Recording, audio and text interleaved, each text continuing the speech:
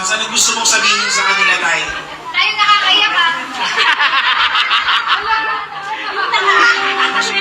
Sa family ninyo, sa mga kaibigan ninyo. Sabi ko lang, ano, Oh my God!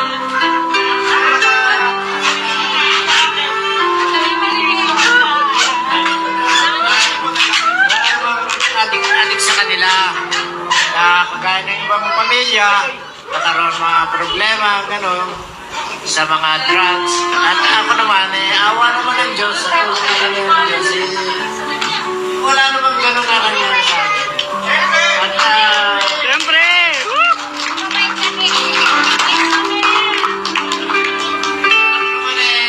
natutuwa rin naman sa mga ganitong okasyon.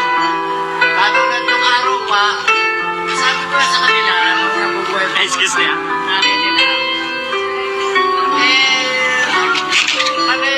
Surprise ang ginagawa nila.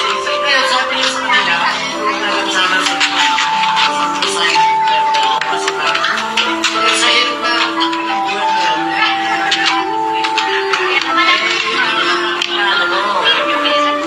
sabi naman nila, Ayun nga. bigla naman yun. Bigla naman yun. Yaya. Sabi sa akin, Sinog, sinog. malayo pa. Magawa ko sila. Sabi na, pagdating na, sabi ko, ayan na nga kayo sa Diyos. Sabi ko, Pwede nga mo ba? yung pagdating ko rito, nabigla ako. Ngayon, pasalamat ko sa kung nagpapaga. Ganun nga nagsabi. Lahat na sila na nandito. Party pa kami, Tay. Alay. Kaya ako, labis na nagpapasalamat. Take your time.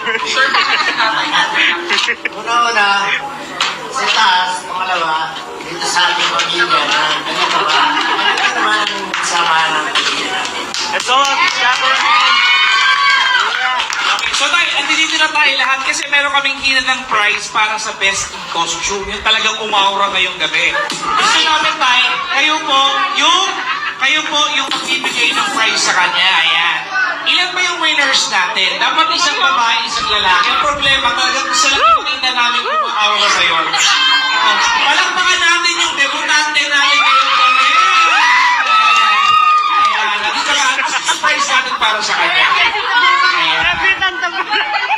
Debutan. Asa ng escort? Sino kay escort? Ayan o, ayan o. Ayan. Anak niya. Oh? Okay. Asan po yung award natin para sa kanila? Ayun! Ha?